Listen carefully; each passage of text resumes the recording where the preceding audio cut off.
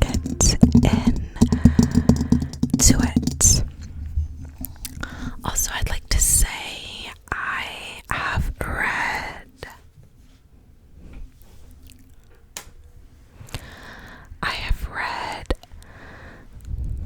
I want to say like 35 or 40, probably more like 35 books so far this year. So only DNFing 1, 2, 3, 4 is not bad at all in my opinion for the volume that I've been reading this year.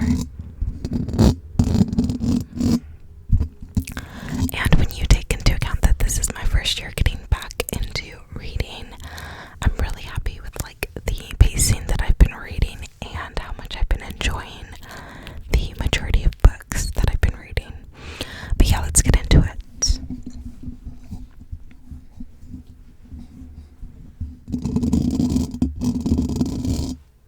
We're gonna put the mic there, and the first book is the Silmarillion.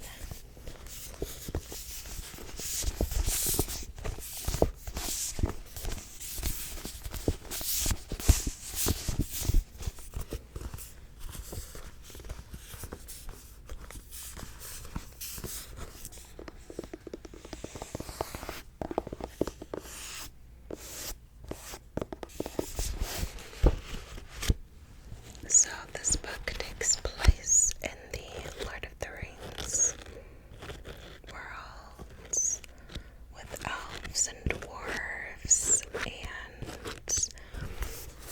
it is an epic fantasy.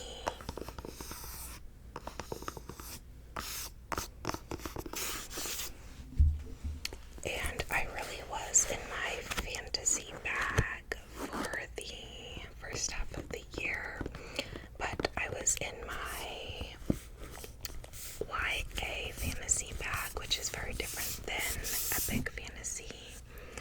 Like, epic fantasy has very like olden writing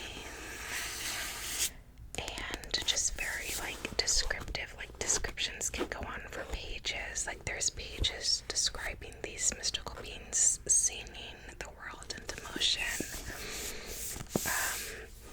So it can be very easy to like lose where you are and to just like have a hard time following and getting into it. For me, I like a nice, easy to read fantasy.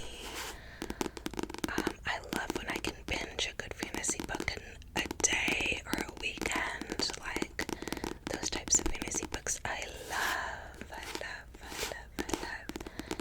And, you know, epic fantasy, it just takes a longer time. You have to go through it.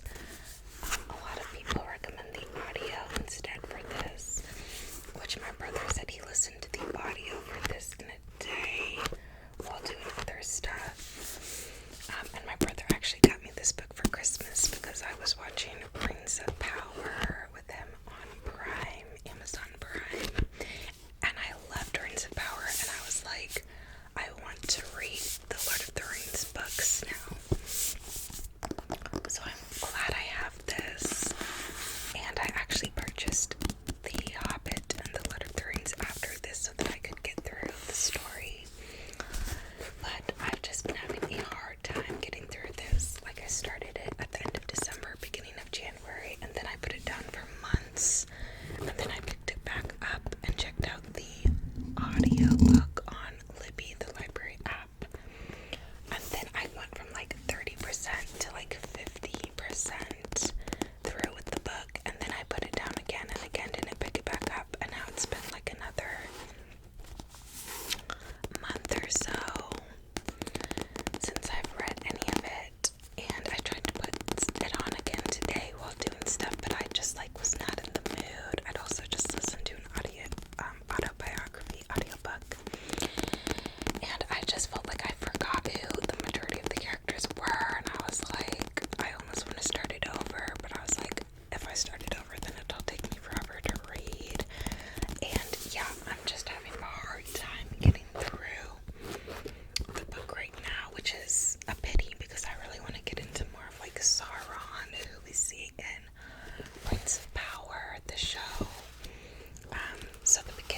just talked more about Morgoth than Sauron, and the Silmarils, which I want to hear more about them. So I'm kind of getting the introduction for these different places, these different lands, these different peoples, but it is difficult to keep up with the who's of it all. And also the writing is just so like old fashioned. Like the writing reminds me of like religious texts, and so it kind of throws me off because of that. Because like I read religious texts when I was a kid. My mom had me read the Bible, like Old Testament and New Testament, when I was a kid, but there were a lot of stuff that I just did not enjoy reading about at such a young age, and the wording that Tolkien uses is very like olden and kind of like reminds me of that, so it's kind of making it harder for me to get through.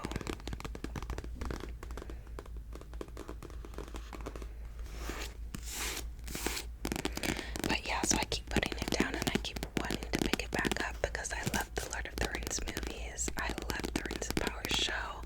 Like, I think the story is good and, you know, just very epic, but just like actually reading it, I'm having such a hard time.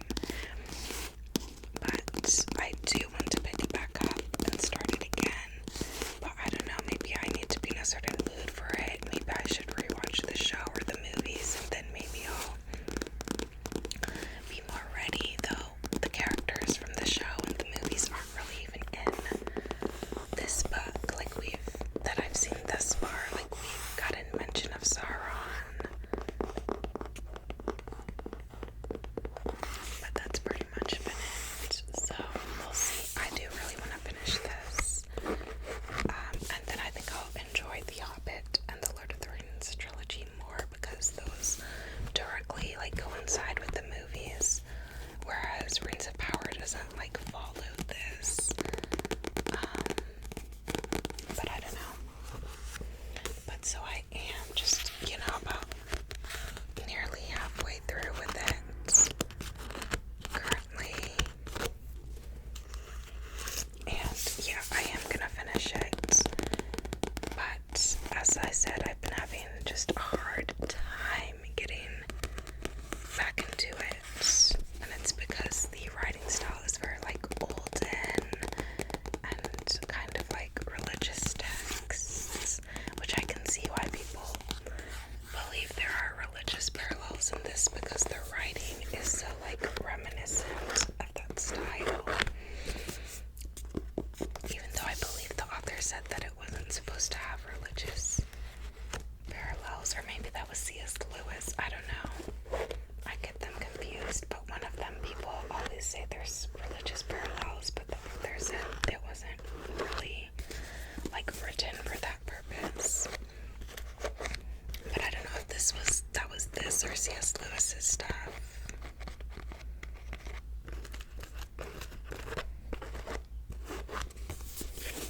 But yeah, so that is the first one that I DNF'd recently, but that I will be picking back up to hopefully have better luck with. Next, on the completely opposite end of the spectrum from epic fantasy, completely different genre, completely different writing style, completely different everything, is Midnight Sun.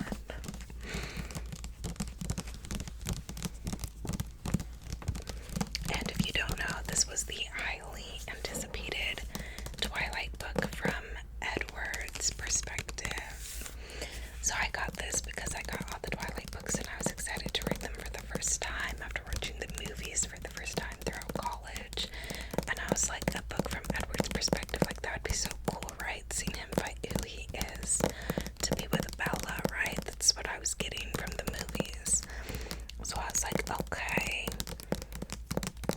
Then I picked it up and I was like not far into it at all when I was like, oh my gosh, Edward is a psycho. Like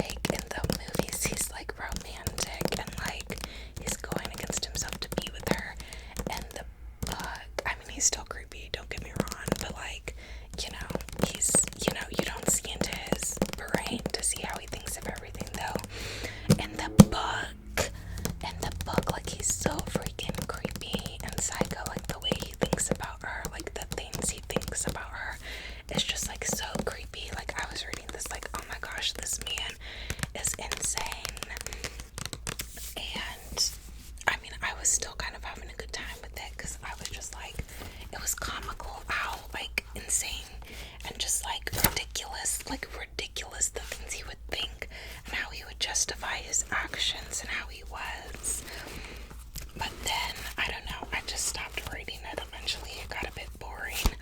I was under the impression that this was gonna cover all 4 of Bella's books because like it's so thick, but this only covers book 1 apparently. So like there was a long portion before she even knew what he was. Then we get more into it, but still nothing from the movies has happened yet.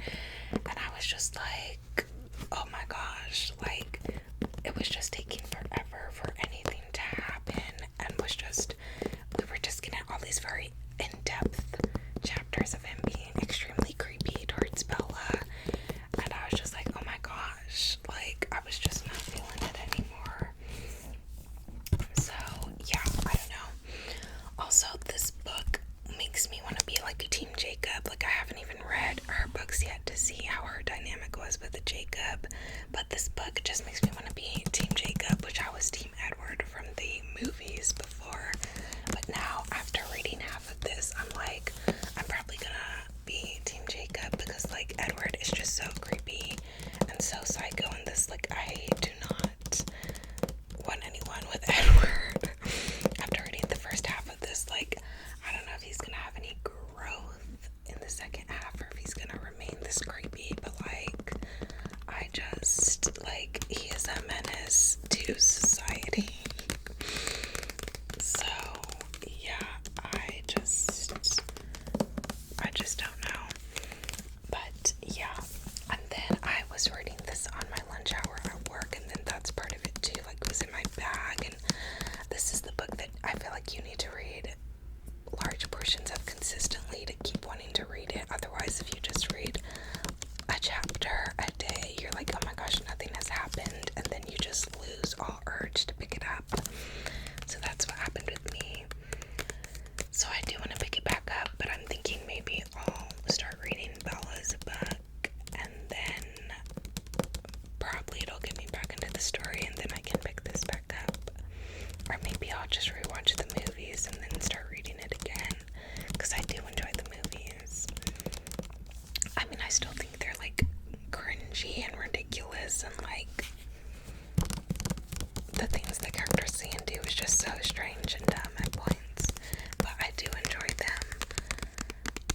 And the new moon scene I always thought was really poignant when Bella was going through her depression without Edward. I always thought that was really poignant and a really good scene, cinematography wise and just all that. But yeah, I don't know. Also, when I rewatched the movies this last time, which was maybe like a few months ago, after reading the first half of this, I feel like I started to like Jacob more. Like I always thought he was whiny the first time I watched it, but this time I was like, wait, he told her that he would like protect her and actually did, like Edward said he would, and then he left her with the vampires after her that were only after her because of him. Like Edward was really a menace to her. Meanwhile, Jacob like said he would protect her and stick around and help, and he did, like even when she was with a different guy. So I feel like I started to like I started to like Jacob better my second or third time whatever, my last time watching the movies. So yeah, I don't know, but I do want to pick this up again, but I don't know when. Like I'm not in any rush to read it. Like the Silmarillian, I would like to get back into before too long, because I'm actually like excited to read the rest of the books in the series, but I'm just like not really in the mood for. Whereas this one, I'm in no rush to read it. Like I'm not in the mood to rewatch the movies right now either, and I'm not in the mood to try to pick this back up. So I'm in no rush to read this, and it'll probably be a while before I do, because there's other books that I'm excited about, you know. So yeah, that is Midnight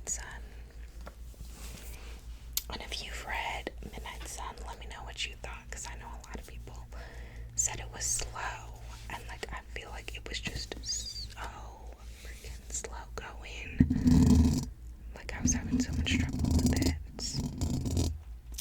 Next, let's talk about a book that I actually haven't seen many places, but the places I have seen, I feel like most people say they like it. And that is The Ravens.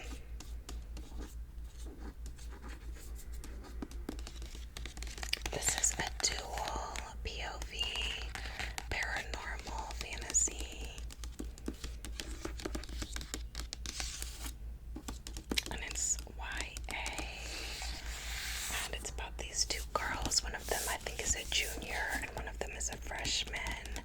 And they're both in this sorority of witches. And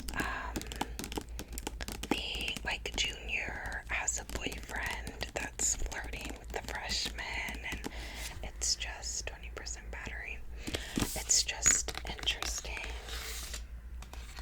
And I was really enjoying this book at first, and I loved the cover that it's a matte texture, and I loved that it was a small book, kind of satisfying. The print wasn't too small. Like, I really was enjoying this book at first, but then I don't know, I tried to listen to the audiobook of it at work, and the narrators I felt like just sounded really old, and I could not believe that they were freshmen and juniors in college.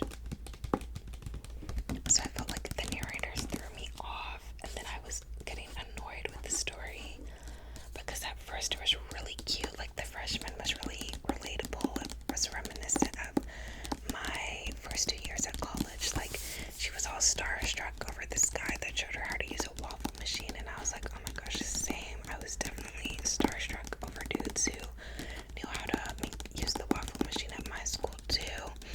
So, like, it was very relatable and cute and nostalgic and cozy, and I was loving it. But I wasn't really liking the junior's POV because she was being very controlling about her boyfriend and kind of mean to the freshman who she was supposed to take under her wing. It's basically like her little in the sorority. So I felt like they were making the junior very unlikable, and I didn't like that. And then I also kind of didn't like that the freshman was just like okay with joining the sorority of witches, like without like any prior knowledge of them. Like, she kind of just jumped on board, which is what I noticed for a lot of like paranormal or horror books. And I'm just like, how? Why? Like, who actually just jumps into things with no questions asked? Like, it just makes me scratch my head. So I was also like, what about that? And yeah, there was like this darker story brewing about the sorority having like done some bad magic to this girl, and this girl like coming back after them and whatever. But we hadn't actually gotten into any of what the girl was doing yet in the first third of the book. And so I was kind of just like, oh my gosh, can we get to like when stuff starts happening already? Like, I was kind of over the petty, like junior being mean to the freshman and the freshman having googly eyes at the junior's boyfriend at that point, and I was just like, eh. So I tried to pick it up again, and I picked it up again like once and read like a chapter or half a chapter or a few pages or something, and I was like, this is cute again, but I still just wasn't in the mood to keep reading. Like, it just lost my interest. So I don't know, I would like to read it again because like the story, you know, it had the cozy, cute, nostalgic college vibes at a point, and I feel like, I don't know, some things could be cute and it could be interesting, and I bought the sequel because I really thought I would like it. So like, I do want to pick it back up, but I just have no desire to anytime soon. So like, I feel like it'll put me in a reading slump, which is kind of how I feel about all these books. So I don't know. But yeah, that is The Ravens, and I heard a lot of people, not a lot of people, but the people who I saw did read this. Like, it seemed like they all enjoyed. But I just like was not, it did not keep my attention. And last but not least, I think this is going to be controversial, and that is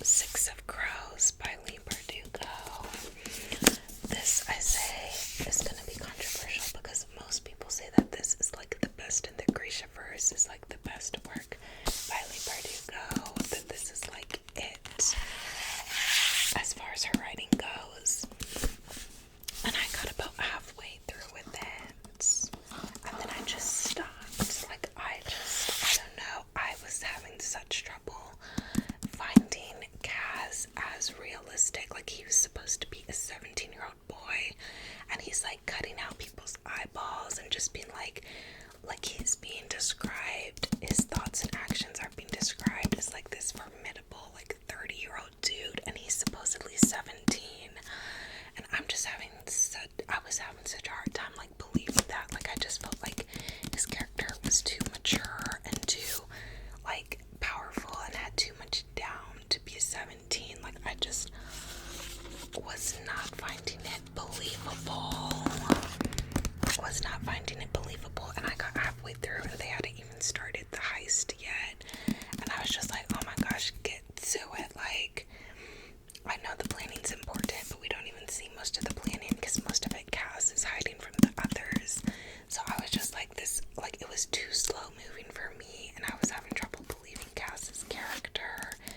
And it's like follows multiple people. So like one chapter will follow Cass, then the next Jesper, then the next Inej, etc. And you guys know, if you've watched my bookish videos before, you know I have trouble with multiple POVs too, or like following multiple people, like each chapter following a different person, because like it just can be a little like, for me, like I like one or two POVs, and yeah, like it can just be a little confusing for me. So of course I am going to pick it back up. I'm gonna give it another go and finish it at some point, but I don't know when, because I'm not really in the mood for it right now. Maybe I'll rewatch the show again like some of these others, and then be in the mood to see Kaz and Dinesh and Rylan and Jesper and Nina, and you know. And I am interested to see if Nina and Matthias have more of a get more of a thing in this book, because in the show I feel like in season 1, like I don't know, I didn't care about them that much. Like, I thought they were cute at times, but I also was like, like I wasn't sold on them. So I'm interested to see if they have more going on in the books. And then like we didn't even really see them together like at all season 2.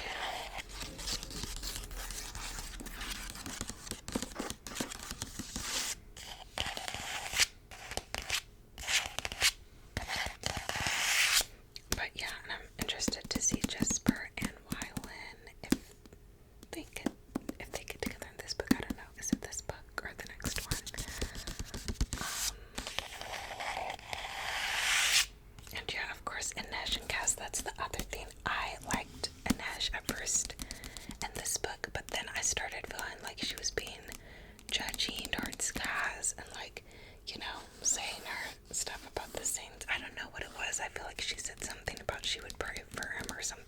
I don't know. It was something, and I felt like it was crossing his boundaries of like, he was saying that like that was not for him, that was not his thing. He didn't want like her, you know, like her prayers or whatever. And so I felt like she was kind of pushing her beliefs on him and like not respecting his boundaries of not being, you know, into all of that. And then I also thought Cass was such a jerk to her. Like, I forget what it was, but there were a couple things he said in the first half that had me like, oh my gosh, that is so mean. Like how are you gonna talk that way to this girl that you're supposedly in love with? Like, that's coming from someone who loves like enemies to lovers, annoyance to lovers, rivals to lovers. Like, love that. But a few things he said, I remember I was like, that is so mean. Like, why would you say that to the girl of your dreams? Like, you're so wrong for that, Cass. So maybe that was the only realistic part of him being 17 at the first half of the book. I don't know. But yeah, so overall, I guess it was just too slow moving for me the first half, and it was jumping around, and I wasn't getting the Cass and Dinesh chemistry yet. Though I remember there was a scene where he turned around and he like could feel her presence when she left him, and then he got jumped basically. And I remember that scene was distracted that she left him, that he could feel her presence leave. And then in that like split second that he was distracted was when people like jumped him basically. So I do remember I really liked that scene, and I remember there are a few quotes that I was like, oh my gosh, that's such a good quote. But like plot wise, it was just like too slow moving for me the first half, and I was having trouble like believing some of the characters in the context. But yeah, and I mean, as far as the rest of the Grishaverse, I did read all of the Shadow and Bone trilogy in one weekend, but those are really easy to get through books, and this is just like a completely different style, which a lot of people like this style because of it being like more mature. But I don't know, I enjoyed that the Shadow and Bone books were like so easy to get through. And then King of Scars was like half and half for me, because like I didn't like that it had so many like POVs following different people. Like I liked the Nikolai and Zoya ones because they were in the same place, so their POVs following each other was cohesive, whereas once we got Isaac and Nina and whatever, I felt like it just took us into a completely different story. So King of Scars was like half and half for me. Like I did find Nikolai and Zoya to be really believable and cute, and I really enjoyed them. But like the POVs like threw me majorly in that book, and I remember it took me a while to finish. But I did really enjoy it. But yeah, this one, I don't know. I was just having too much trouble getting super into it. So I stopped halfway through. And I do want to re-pick it up. But again, I just don't know when. Because, I don't know, there's other things that I'm into, like other books that I'm into right now. And, like I'm kind of into romance, as well as like gothic novels right now. Like, I don't know, I'm just not super into fantasy right now, probably because I read so much of it the first half of the year. But yeah, guys, that is going to be all for this video. Hopefully you could enjoy. Let me know if you have read any of these books, if you enjoyed them or not, and let me know any books that you've DNF'd, did not finish, in the comments down below. And yeah, hope to see you next time. Don't forget to like, subscribe,